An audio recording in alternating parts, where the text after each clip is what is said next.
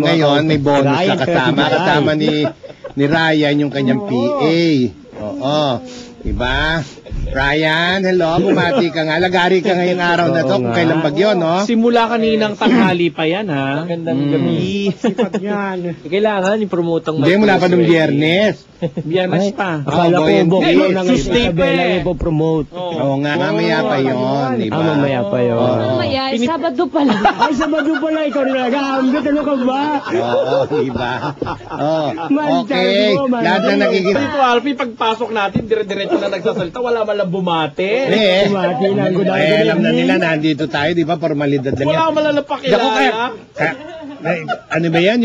Yung formalidad ng ibang shows yun eh. Okay. I'm not like the rest. Oh! Diba? Diba? Kasi pag nakabuksas kayong ganun alam yung pinakig ngayon si Alfie Lorenzo. Hindi po si Alfie Lorenzo. Hindi, no? Nakita nila yung pagmumukhang yan. Judy Ann Santos yan. Diba? Alin naman maganda ito sa dibdib ko, yung dibdib ni Ryan. Na, para kay Judy Ann Santos to. Makikinig lang siya, hindi siya sasagot, ha? Okay. Ay, nandito mga fans. Forever, Judy Ann. Plus 639-152-418-113.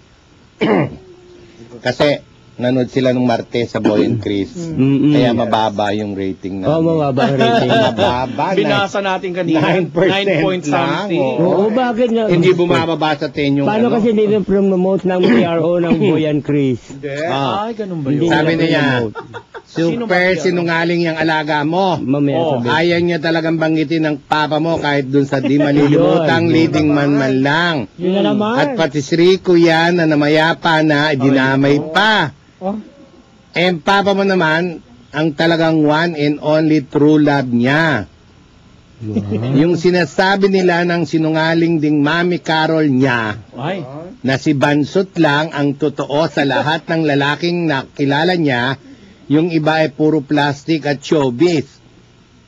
Bakit sinabi niya doon sa Star Studio noon na entitled the PI No? Kasi bawal banggitin. Yes. Puro papuri siya kay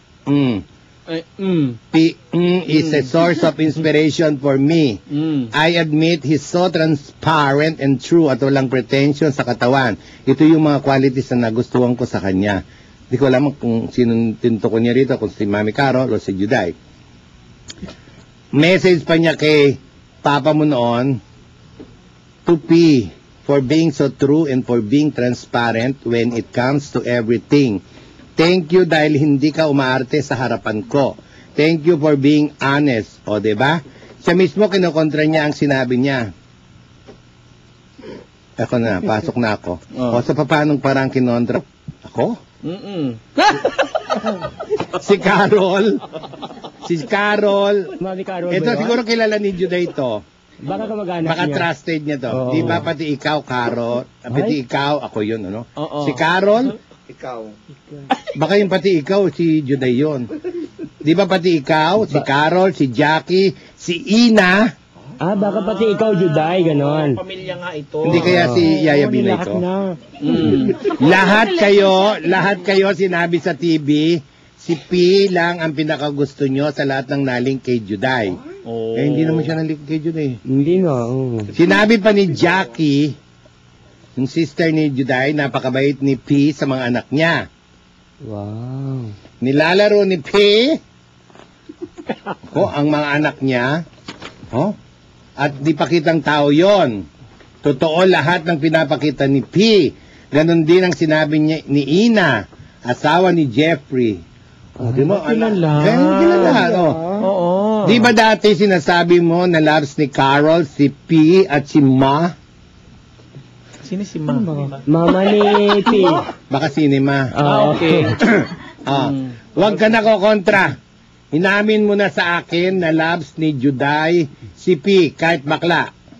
Kilala mo yan. Siya nga ang tinitext eh. Sinis itis. Bakit kailan niya ang buong pamilya ni Juday? Correct. Isa kaya sa mga traidor na kaibigan ni Juday. Lahat ni Judy Ann Santos yun, binawi ba ni Juday mga sinabi niya?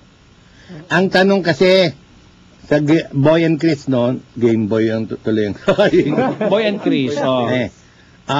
kung sino sa mga naging leading men ni Juday ang pinaka hindi niya malilimutan. Ang sinagot ni Juday ay si Rico yan. Na nabuhay sa katuho ng isa pang yan. Si Arian o si Ryan. Di ba? Kaluluwa pala ni Rico to eh. Di ba? Just because hindi siya ang pinili ni Juday doesn't mean she wasn't true to herself. Di ba? Hindi naman binawi eh. Hindi nga. Sabi niya nga, that's why, mabait, etc. Gano'n. Pero hindi siya pinili eh. Ikaw nga itong si Raulo, kasi ang gusto mo, ang siyang gusto mong gustuhin din ni Juday. Ano si Juday? Walang sariling isip. Walang sariling panindigan. Dapat mong hangaan si Juday eh. Dahil pinaninindigan niya hanggang ngayon, lahat ng tinext mong ito, no? Sinabi nga niya eh, di ba magaling si Pama, mabait, etc. Di ba? Pero, hindi niya malilimutan di ba? Oo nga. Si Rico yan kasi namayapa na nga. Hindi niya eto, di ba? Yan, masasagot na yan. Ito yung isa. Ako, ito yung nagagalit siya dahil may pinatay sa sa Bella. Ay, oo. Siya ang pangalan niya. Ha?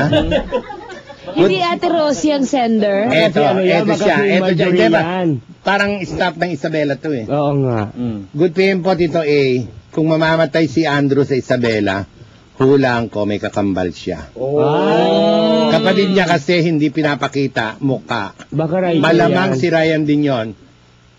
Ay, ako po yun. Hindi po. Hindi po. Mali kayong lahat. Hindi po. Ang kuya po niya ay si Albert. Albert Martinez. Albert Martinez siguro yon, di ba? Oo nga. Malalaman na sa Diba? Monday yun. Oo. Di ba sa bokto ng... Merong isa nag-text, kung, di ba yung last yesterday, kahapon ba yon? Kahapon ba yon na si Andrew di ba? Kahapon yun, Friday. Tapos pinapump, ganun. Yes. Ito may nag-text. Ubot-hubad-ubad talaga si Ryan doon. Wow! Ayan. Sagutin mo yan. Ubot-ubad ka ba? Ganon.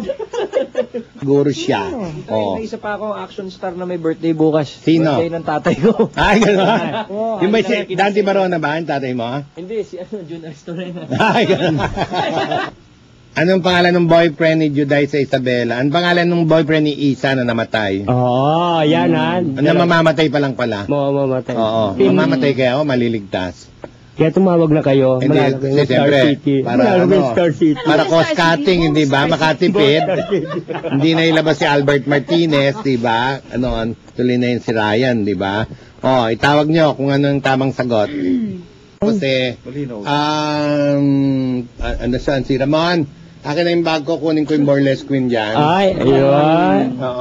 Ganda. Yan, ni Marie Claire. Sa likod ang Burlesque Queen. Ay, ang ganda.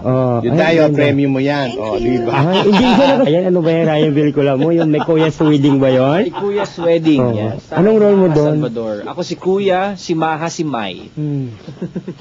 At si Pauline ng... Sinong ano mo doon? Hindi ba nagsilo si Juday doon kay Pauline? Ang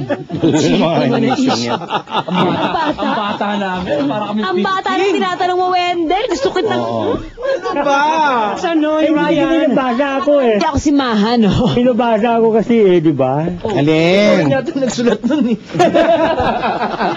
Ito ang Ryan, teka, anong naging reaction ni Juday nung... Sa motorcycle. Sa motorcycle. Na issue akong namatay. May nag-text pa dito nun, ha? Na-hospital siya. Ay, pagsama kami nun eh. Ayun pala magkasama kayo eh. Kaya hindi ako nagulat kasi nagtaka lang ako. Bay, sino itong kasama ko? Statue? Is that you right now? Wala. I mean, ilang beses na siyang i-issuehan na gano'n na Nagdarog-daw ang motorsiklo. Ang akin lang, sana kung may nakita silang na aksidente at napagkamalang ako, kung sino man yung nakita nilang na aksidente, sana okay siya. Kasi hindi biro yung ginagawang nagkakalat ng chismis tungkol sa mga motoristang namamatay. Ako, inunahan lang yung inunahan lang yung napanood kagabi. Yung eksena dun sa Isabela. Eksena. Kaso, hindi naman sasapalaran ni Ryan yung niya, maganda niyang motorcycle na regalo ni Juday, no? Ay, regalo ba yun? Kaya nanghiram na lang po ng kotse sa Subic bago dinurog yung kotse. Yun, iniram na nila.